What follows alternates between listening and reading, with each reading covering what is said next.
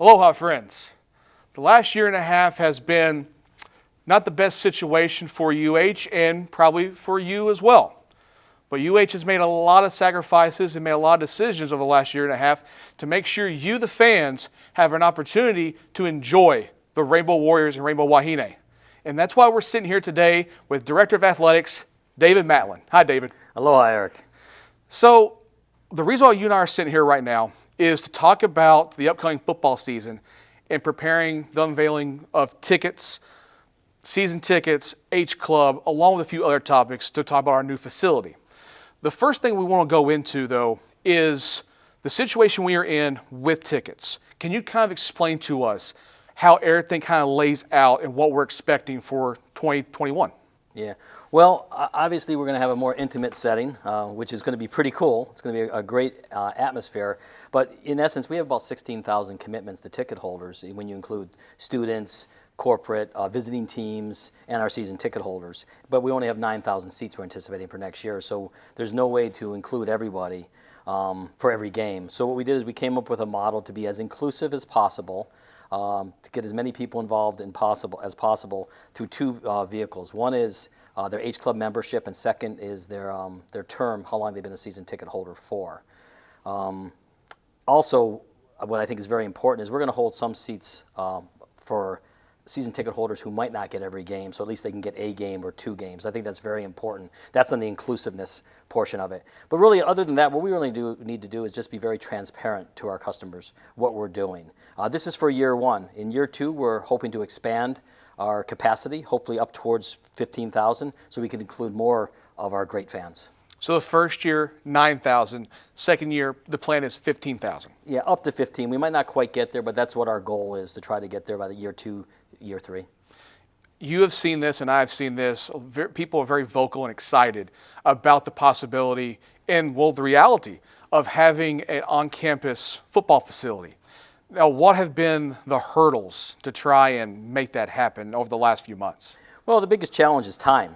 I mean, you're building a facility, and we found out around December 12th that we couldn't play at Aloha Stadium with fans, so we quickly pivoted, did some analysis for about a few weeks to determine where would be the best location. We decided that the Clarence TC Chain Complex was the best location to have it. Then we had to do some work. So it's been a great team effort with everyone in the athletic department, but everyone at the university, and really in the community also. I mean, Jan Govea's office, the Office of Project Delivery, these people are living and breathing this project right now, and it's great about projects like this is it brings you closer together, and this is quite a challenging endeavor to pull this off in 6 short months when you really look at it. I mean, let's talk about that for a second. The fact that you have been leading the programs through COVID, the fact that we're going through all these ups and downs of trying to figure all that out, to now building a football facility in 8 months. Not aside from right now, but in history, I don't think too many ADs have been approached with something like that. No, I mean, it's in unprecedented times for everyone in the business world right now. COVID's been challenging enough from a financial perspective and the health and safety, where we've talked about the great job our medical team has done to keep our athletes safe. But you're adding a stadium on that. It's a pretty challenging endeavor. But the work's being done. Right now, we're a little ahead of schedule, which is good because things can happen, as we know, in projects. The first container was loaded up with the Mackay Grandstand and Hospitality Suite about late last week. So it's headed over here, and they'll start putting it up once it arrives. That brings excitement to a lot of fans of hearing the progress that's already being made this early in the process. So with that excitement comes questions of how can they get tickets and what's the best way to go about doing that? Is there a deadline?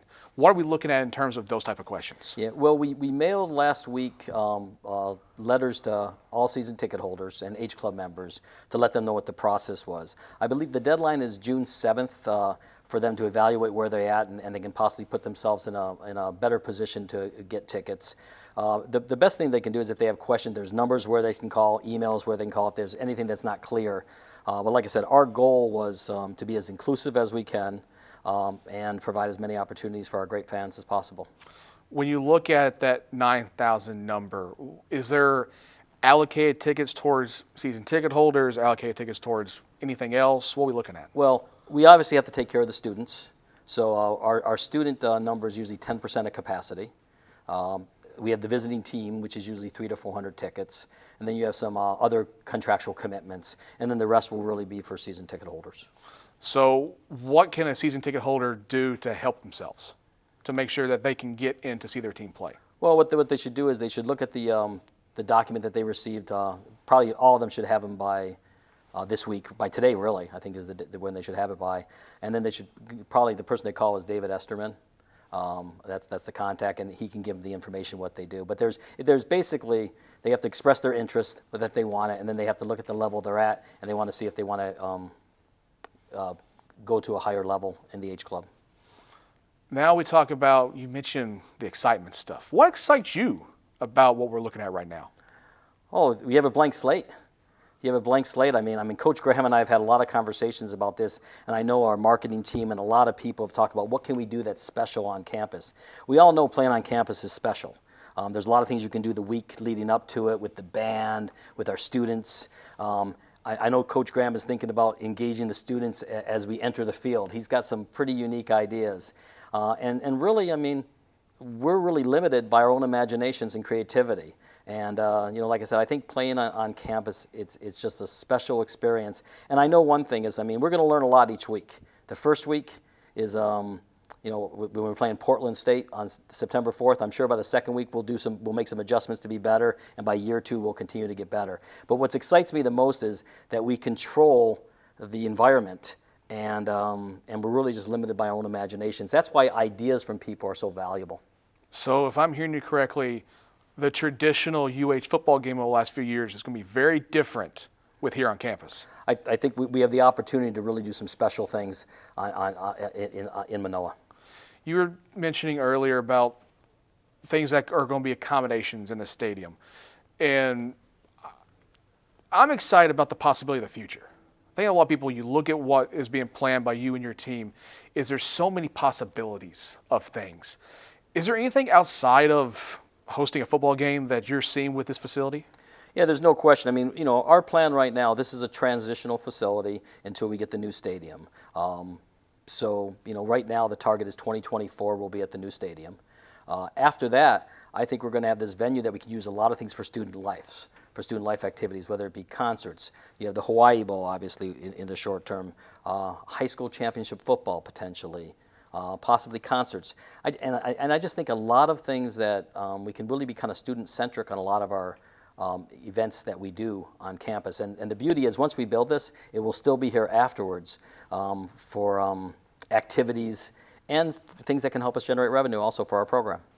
Even though this wasn't expected and the right things are going and the positive that you're kind of generating out right now, it sounds like to me that not only is it going to change the experience, it could possibly change all of Hawaii athletics given the situation, even though it wasn't ideal. Yeah, well, I mean, great challenges bring great opportunities. So this is a challenge, but the opportunity for us to get better by working closer together, and that we're really just limited in, what can we do with this? Once we have this 10, 15,000 seat stadium, what can we do to do special things on campus? So there's no question, I can see it. This is going to help us get better.